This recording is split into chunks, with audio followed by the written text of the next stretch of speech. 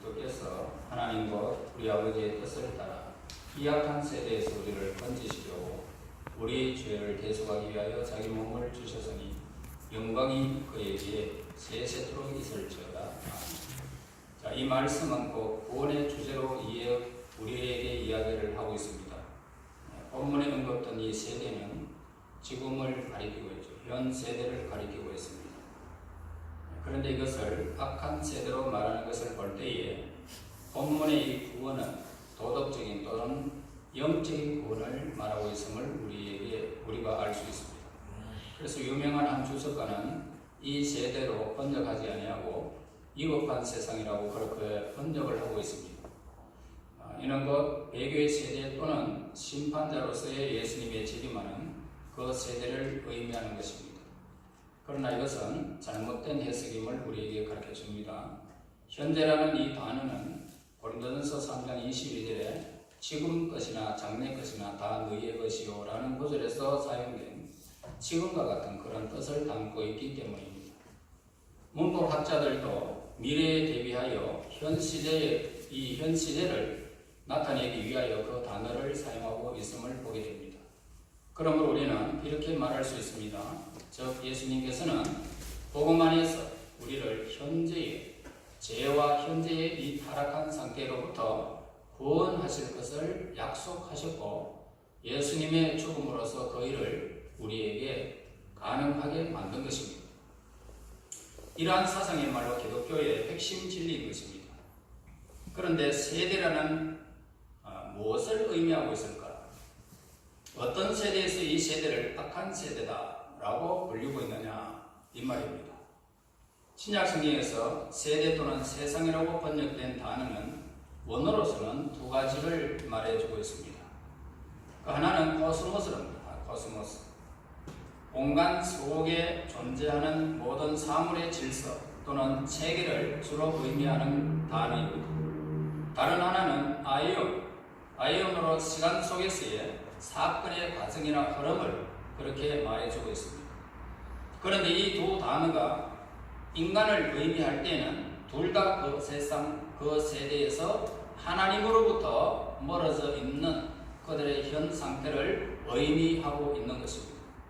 그래서 이 세대는 하나님으로부터 멀어져 있는 현재의 상태를 우리에게 말해주고 있습니다. 이러한 해석을 통해서 우리는 이 세상이 어떻게 해서 악하다라고 불리게 되어졌는지를 우리에게 가르쳐 주고 있습니다. 만일 예수님이나 그분의 제자들이 창조된 이 사물의 질서 안에서 악이 원래부터 존재하고 눈에 보이는 이 세계는 본질적으로 사악하고 타락한 것이다 라고 가르친다면 이는 지고하시고 순전하신 하나님이 하늘과 땅의 창조자가 아니시고 본질적으로 불완전한 다른 존재가 사물을 창조하였다라고 하는 영지주의적인 이론을 시인하는 것이 되는 것입니다. 또한 그렇게 되면 기독교의 도덕성, 악으로부터 탈피하려면 모든 욕망을 끊고 감각을 충족시키는 모든 것을 삼가해야 되고 또 사회에 격리된 채 하나님에 대한 묵상에 잠기는 것이다 라고 가르침으로써 세상 많은 악영향을 미친 금욕주의자와 다를 바가 없는 것입니다. 우리는 그런 사람 아닙니다. 이런 사상을 지닌 이 기독교라면 인류에게는 적합하지 않는 종교가 되었을 것이고 그 자체가 죽음의 씨앗을 안고 있는 셈이 되었을 것입니다. 유튜브에 이런 내용을 저는 새벽에 들었습니다. 참 그 목사님은 어떤 분인지 모르지만은 음란 세대의 음란 동영상을 보면 지옥 간다 이렇게 지옥 간다. 그래 내가 이 양반이 도대체 예수님이 감춰줬고 이 세대 속에서 이렇게 행하는 것, 불법을 행하는 사람들은 지옥 간다 이렇게 말을 하는데 이 사람은 한 면만 보고 이렇게 이야기하는 이 어리석은 사람이고 지혜 없는 사람이다라고 생각했습니다. 여러분 우리가 악을 행함으로 우리가 지옥 간다면 예수님은 이 땅에 오실 필요가 없잖아요. 그럼 선을 행하면 천국 가겠네요. 그렇지 않습니다. 이 세상의 모든 악한 세대이지만 우리는 거기에 피할 수가 없습니다. 육신을 가지고는 어떤 제약이든지 우리가 이길 수 없는 것입니다. 이길 수 있는 것은 우리 믿음밖에 없습니다. 예수님을 믿는 믿음 안에서 우리가 이 모든 것들을 이길 수 있는 것이지, 예수 이름을 믿는 믿음으로 우리가 천국 가는 것이지, 행하고 안 행하는 것 그것 때문에 천국 가는 것은 아니라는 거예요. 그죠? 그래서 참 위험한 세상이다라고 저는 생각되어집니다.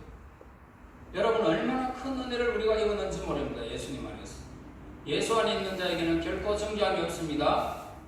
성령의 생명의 법이 죄와 사망의 법에서 우리를 해방해버렸어요. 이걸 믿으면 우리가 예수님 안에 있는 것입니다.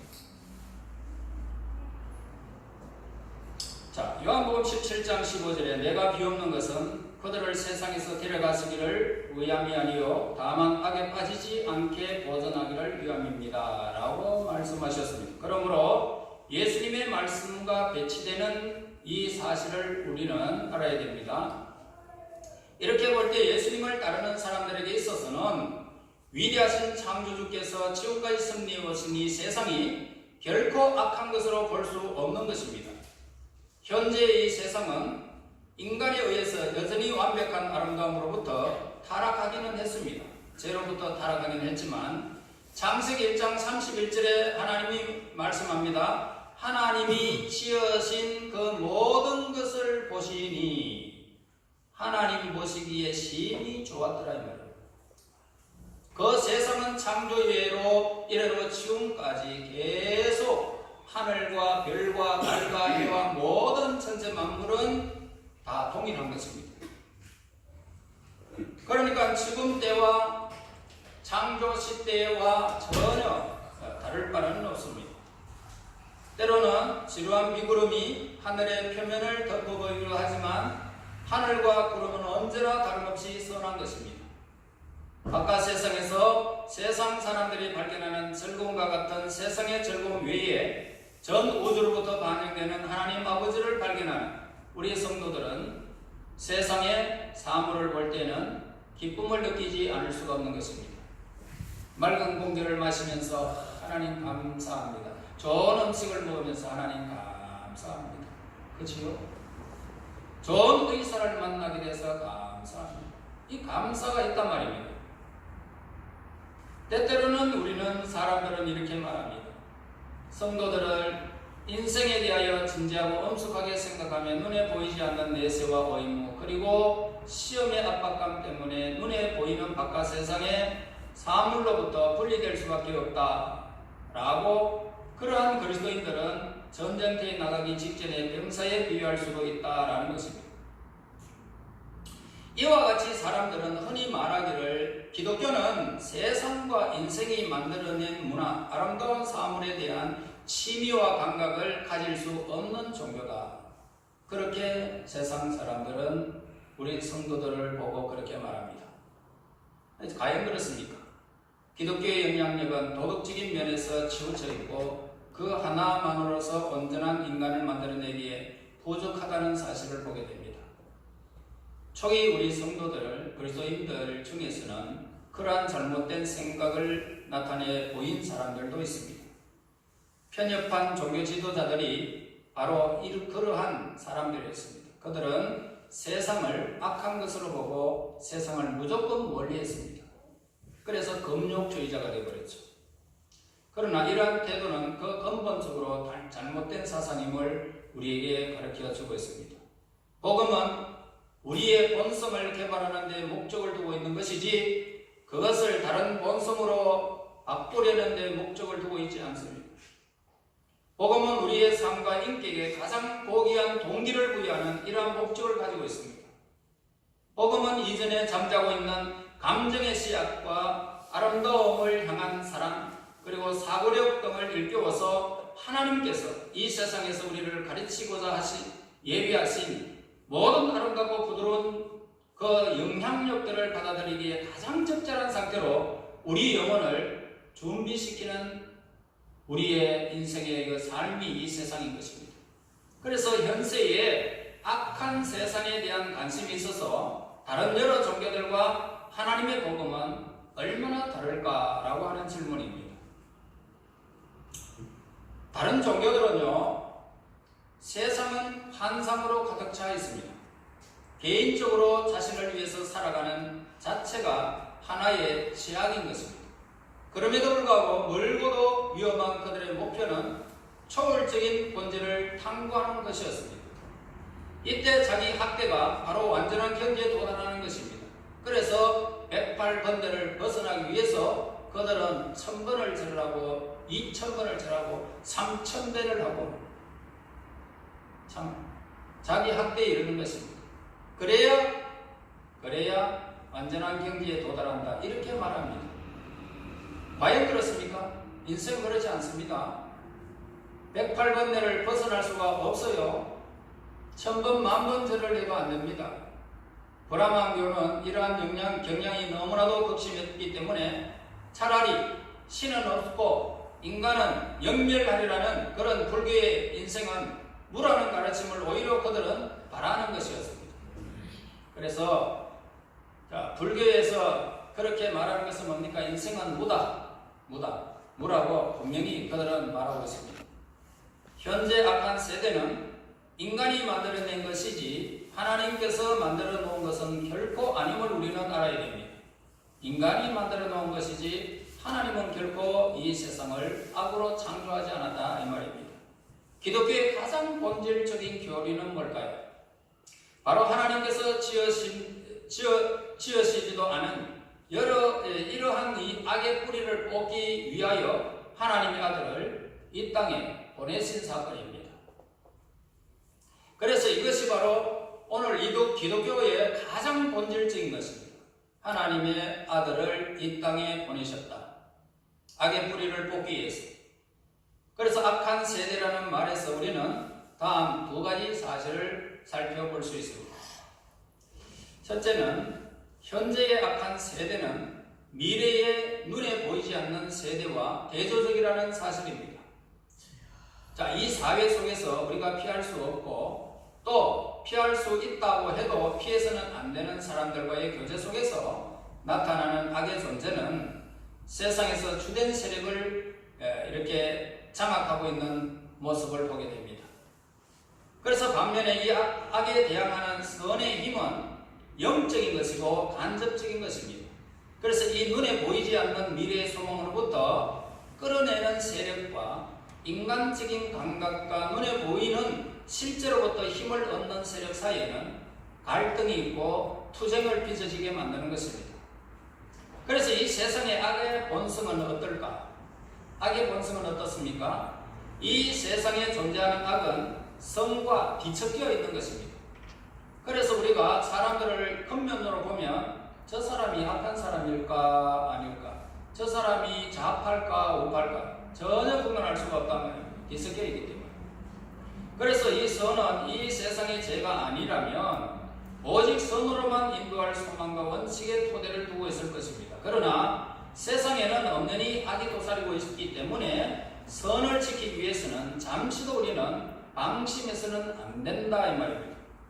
그래서 선과 악이 공존하고 있기 때문에 우리 하나님의 사람들이 조금만 잘못 생각해버리면 악에 빠져버린단 말입니다. 그래서 우리는 방심해서는 안 된다는 것입니다. 그래서 하나님은 우리에게 깨어있어라 말하는 것입니다. 깨어있어라. 우리는 지나친 것이 무엇인지, 어디에서 멈춰야 하는지, 얼마나 멀리 모험을 해야 하는지 거의 알지 못하는 것입니다. 바로 여기에 위험이 도사리고 있는 것입니다. 저 사람 따라가면 괜찮겠지 했는데 빠진단 말입니다. 이 말 들으면 괜찮겠지 했는데 내가 사기도 당하고,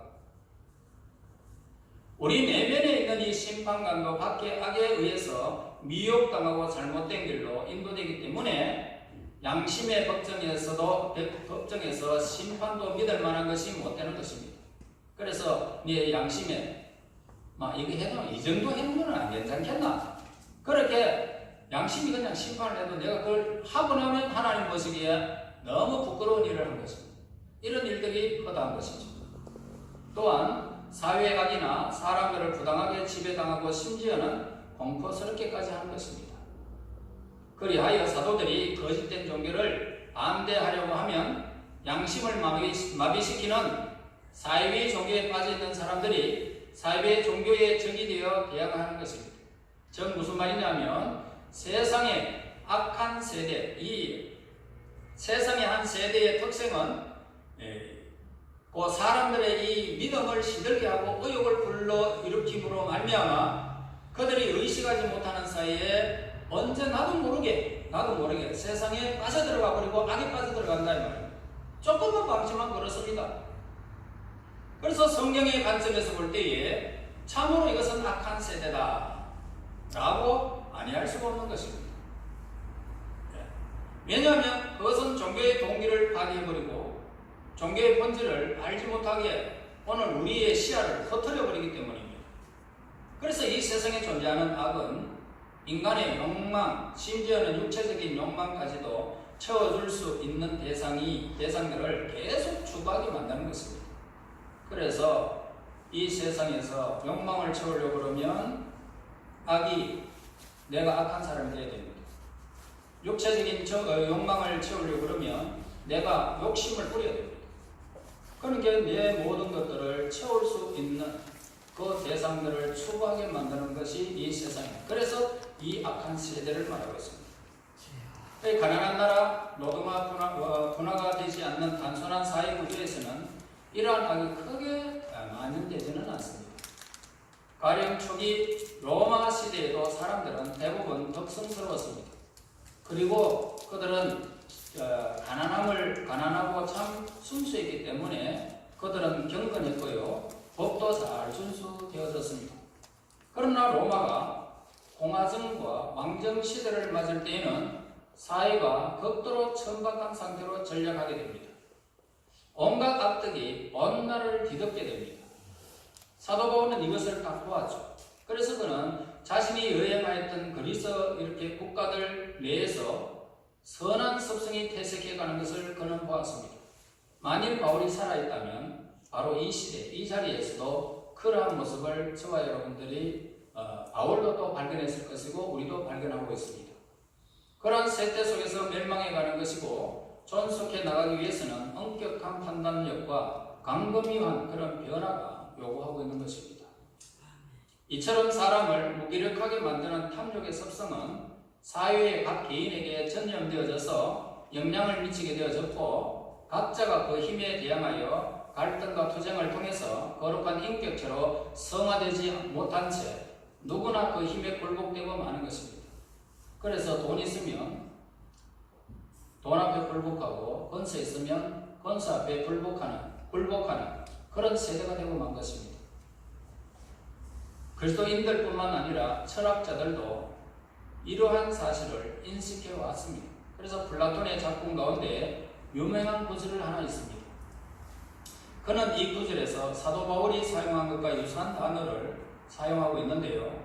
그는 그 구절에서 소크라테스의 입을 빌어서 이렇게 말하고 있습니다. 악은 소멸되지 않는다. 선에 대하여 대적하는 그 무엇이 항상 남아있기에 마련인 사실을 보면 알 수 있다. 악은 하늘나라의 신들 가운데서는 머물 것이 없기 때문에 필연적으로 인간의 영역과 세상적인 본질 가운데 떠돌아다닐 수밖에 없는 것이다. 그러므로 우리 자신이 저 하늘 위에 날아가야만 한다. 이 말은 곧 우리가 노력만 한다면 하나님과 같이 되리라는 말이다. 그리고 하나님과 같이 되는 것은 곧 거룩하고 의로우며 지혜롭게 되는 것을 의미한다 라고 플라톤은 말을 했습니다. 자, 이 플라톤은 악을 보았습니다. 그러한 것들의 극복은 지혜와 도덕의 강화에 있다라고 생각한 것입니다. 그 때문에 우리는 플라톤을 가장 고결한 사람들 중에 한 사람으로 꼽고 있는 것입니다. 그러나 우리에게는 그보다 더 훌륭한 지도자가 우리에게 있죠. 그분은 우리에게 이렇게 말씀하고 계십니다. 요한복음 17장 15절에 내가 비옵는 것은 그들을 세상에서 데려가시기를 위함이 아니요 다만 악에 빠지지 않게 보존되기를 위함이니이다. 이것이 바로 예수님의 기도였습니다. 그런데 그 기도는 우리에게 이루어졌습니다. 악에 빠지지 않고 내가 그들을 보존하기 위해서 내가 십자가를 지셨다는 말입니다. 하나님께서는 암흑의 권세에서 많은 사람들을 구원하셨습니다. 그들로 하여금 사랑하는 하나님의 아들의 그 나라에 들어가게 하신 것은 예수 그리스도의 보배로운 피로 우리를 죄 씻음 받게 하시고 악에서 구원하시고 그리고 우리를 하나님의 나라에 들어갈 수 있는恩寵을 우리에게 주신 것입니다. 우리를 구원하신 방법은 그것밖에는 없었습니다. 이러한 구원은 예수님의 몸을 우리를 위해서 드림으로써 이루어진 것이라고 사도 바울은 우리에게 강조하여서 말하고 있습니다. 그 첫 번째 단계는 죄를 사해 주시는 거죠. 이것은 성경의 한결같은 정언에 나타난 바와 같이 예수님의 사망에 의해서 이루어진 것입니다. 그래서 죄사함과 이 구원을 받았다는 그러한 확신이 없다면 죄의식은 영혼의 힘을 마비시킬 것입니다. 인간의 노력 아무것도 아닌 것을 깨달은 후에는 거룩하고 완전한 삶을 살기에 아예 포기해버리는 거 많은 것입니다. 그렇게 되면 예수님께서 죄의 그 악한 성격을 드러내신 것이 진노와 사망에 대한 사역밖에는 되지 않을 것입니다. 그러므로 저와 여러분, 이제 우리는 이 세상에서 내가 어떻게 노력해서 우리가 구원받는 것이 아니라 예수 그리스도를 우리에게 주신 내 죄의 값이 십자가에 보혈에 있다는 것을 믿는 믿음 안에서 우리가 하나님께서 계획하신 믿음의 구원인 것입니다. 이것이 구원입니다. 그 다음에 우리가 두 번째로 알아볼 것은 우리의 영혼은 예수님으로 인해서 삶의 진정한 동기를 갖게 될 것이고 그러한 이 세상의 악으로부터 우리의 영혼을 구원할 수 있는 것입니다. 세상의 악은요, 욕망이 지나친 가운데 생기는 것입니다. 육체의 욕망, 이것 때문에 죄가 생기는 거죠. 욕망 그 자체가 나쁜 것은 아닙니다. 그렇지만 이 세상에 타락한 많은 부분들의 무절제한 욕망에서 비롯된다 이 말입니다. 자, 이제 우리가 지금까지 생각해 본 것들이 인류를 단지 이 단계에 살아가는 존재로서 개선시키기 위한 계획이 아니라 세상을 새롭게 갱신시키고 궁극적으로는 예수님을 통하여 인류를 죄로부터 구원하려는 계획이라는 사실을 우리에게 확인시켜 주는 것입니다. 성경에서. 그리고 예수님께서 우리를 위하여 예수님의 몸을 들이신 사실은 우리를 이 세상의 그 악으로부터 구원하려는 하나님의 아버지의 뜻에 따라서 이루어진 것입니다.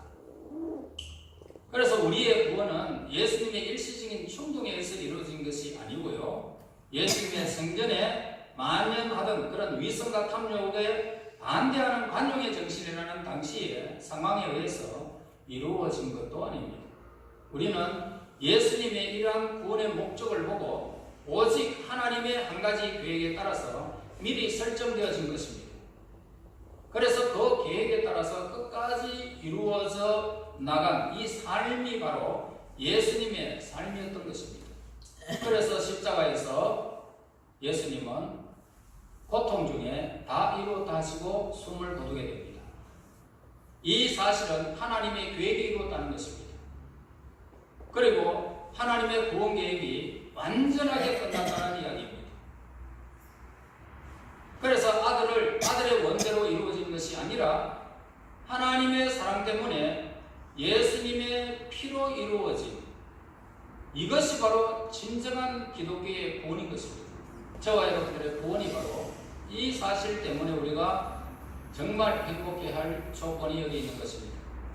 하나님의 영원전부터 계획된 하나님의 구원의 계획을 예수님 안에서 다 이루시고 예수님을 믿는 우리에게 참된 구원과 영원한 영광이 주어진 것입니다.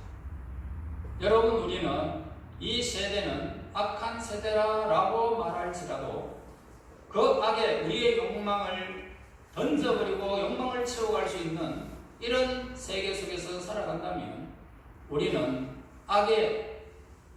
노출되어질 것이고 악에 물들어버리게 될 것입니다. 그러므로 악에서 구원하기를 원한다. 오늘 본문에서 우리에게 말씀한 것은 저들도 악에서 구원하기를 원하시는 예수님이 우리의 기도의 소리를 이루셨습니다. 십자가에서. 그러므로 참된 구원은 예수님 안에서 이루어집니다. 그 영원한 영광 우리에게 주어졌습니다. 이제는 이 세대 속에서 우리는 하나님을 발견할지언정 내 욕망을 채우는 도가 되어져서는 안 됨을 말씀을 하고 있습니다.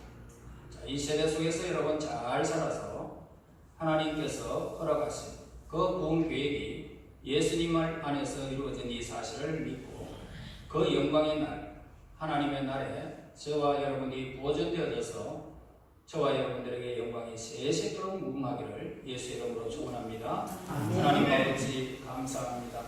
영광 중에 계신 아버지, 천하고 무능한 저희들을 묻보시고 이 세상 악한 세상에서 우리 영광에 따라 살아가지 아니하도록 성령께서 우리의 마음을 주장하여 주심을 감사합니다.